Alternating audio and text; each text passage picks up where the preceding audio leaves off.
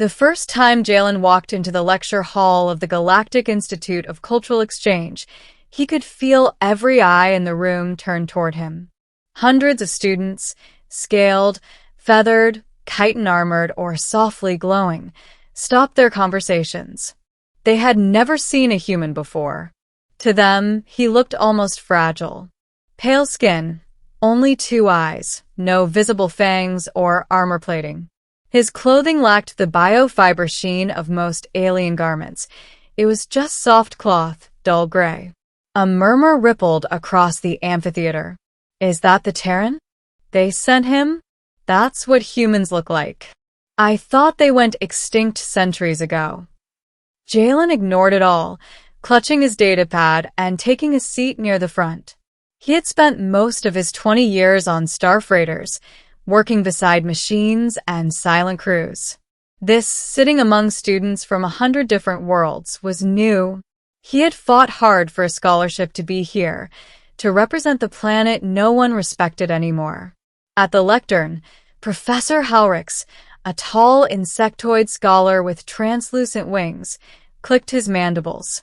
Today, he began, we discuss pre-contact civilizations, those cultures before integration into the Galactic Accord.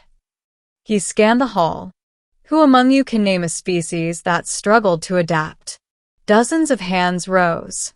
Then came a voice that made Jalen freeze. I can, said a melodic tone from behind him. Humans. The Terrans. The class chuckled. The speaker, a blue-skinned woman with silver eyes, smirked. Lyrana, one of the brightest and most popular students in the Institute. They say humans destroyed half their own planet before they ever reached the stars, she continued. They fight each other, poison their atmosphere, and call it progress. Professor Halrix gave a low hum. Indeed, their history was turbulent. Jalen's jaw tightened, but he said nothing. Lyrana tilted her head toward him, mock curiosity in her eyes. Isn't that right, Terran? You come from Earth, was it? Or what's left of it? The laughter that followed was soft, but sharp enough to cut. Jalen turned slightly in his chair, his voice calm. Yes, he said. That's right. I'm from Earth.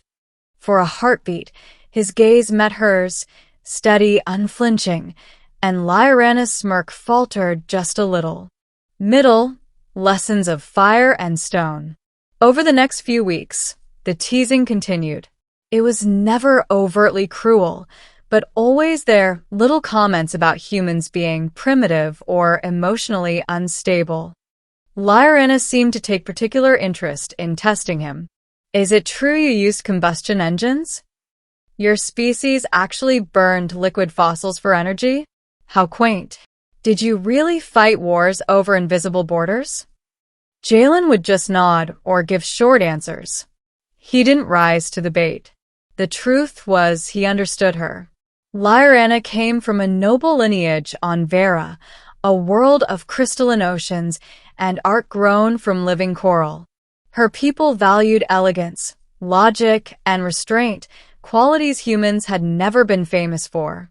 But something in her tone still stung. One day, the professor assigned a project. Compare your homeworld struggles before joining the Accord. Each of you will present a 5-minute summary in 2 cycles. Lyrana grinned. Perfect. I'll enjoy this. When presentation day arrived, Lyrana went first. Her hologram bloomed with shimmering cities, endless skylines of floating spires. My people evolved peacefully, she said proudly. We transcended violence long before we reached the stars. Cooperation, logic, and empathy guided our evolution. The class applauded lightly. Then came Jalen's turn. He uploaded his presentation, and the holo shifted, from glittering towers to gray skies, burning forests, and oceans filled with wreckage. Gasps filled the air. This, Jalen began, is Earth, or at least what we made of it. He paused, letting the uncomfortable silence settle. For centuries, we fought wars, Sometimes for land, sometimes for faith, sometimes for nothing at all. We poisoned our world. We nearly destroyed ourselves. The room was silent except for the hum of the hollow. But we survived, Jalen said softly. We learned. We rebuilt from ashes. We looked up at the stars not because we were ready, but because we refused to die on a broken planet. He tapped the control and the hollow changed again, showing the first rocket, the moon landing, the space stations, the colony ships. Every scar we gave our world taught us how fragile life is. Every mistake pushed us to do better. We didn't have wings or shells or psychic abilities. We had hands and the will to use them. He looked up. That's why I'm here. The silence stretched.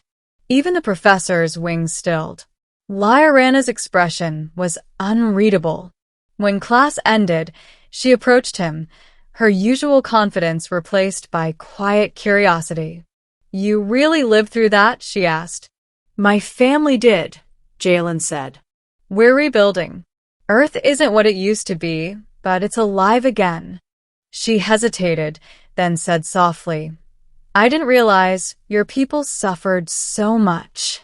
He gave a faint smile. That's the thing about humans. We suffer, and we still keep going. The incident, fire in the sky. Weeks passed. Jalen and Lyarana began working together more often, cautiously at first, then naturally. She admired his creativity. He respected her precision. They balanced each other. But everything changed during their field trip to the Xylar Nebula Research Outpost. It was supposed to be routine, a week-long cultural survey aboard a floating observatory.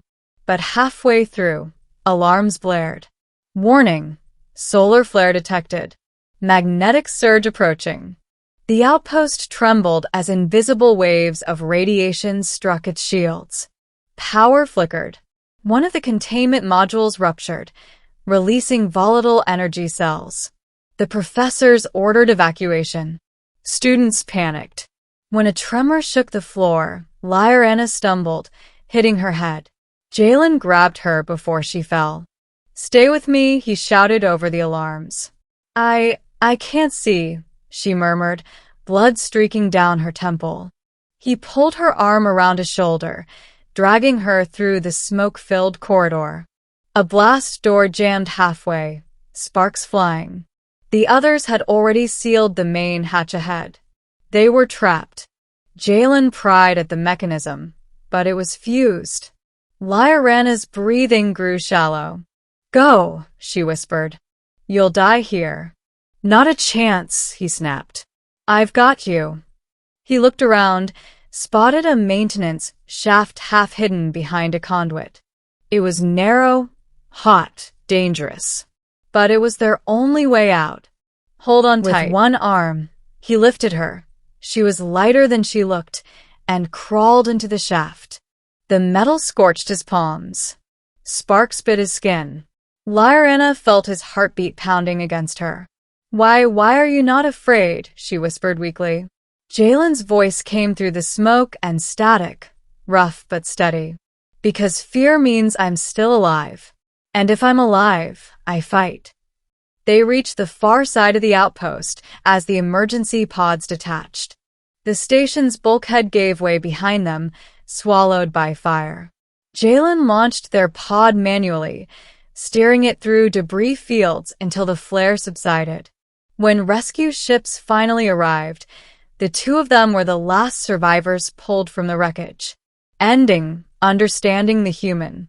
Lyarana woke in a medbay, surrounded by sterile light.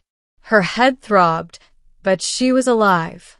Beside her, sitting against the wall with burned hands wrapped in gauze, was Jalen. You stayed, she said faintly. He gave a tired grin. Told you I'm stubborn. She looked at him, really looked, and something shifted in her expression. Gone was the arrogance of the noble scholar. What remained was humility. I mocked you, she whispered. Your people. Your past. You were right to ask questions, he said softly. But next time, Maybe listen to the answers. Tears welled in her eyes, shimmering like liquid crystal. I didn't think anyone could be so brave. So foolishly brave. He chuckled. That's humanity for you. We don't do logic very well, but we do heart. Weeks later, back at the Institute, Professor Howricks addressed the class. Today's topic, he announced, is resilience, the will to survive despite impossible odds. As living beings, we owe much to those who teach us that strength is not born from power, but from perseverance. His gaze rested briefly on Jalen and Lyrana, and I believe we've all seen a perfect example. As the class dispersed, Lyrana approached Jalen again, holding out a small crystalline pendant, a traditional symbol of honor among her people. You saved me, she said. And you saved what I thought I knew about humans. He took it gently. You didn't need saving. You just needed to see us for who we really are. Lyrana smiled, soft and genuine. I see you now, Jalen of Earth. He looked back toward the window, at the stars that once felt so far away, and for the first time since leaving home, he didn't feel small at all. Final line. In a galaxy where power was measured in technology and bloodlines, a single human reminded them all, courage was the oldest strength in the universe.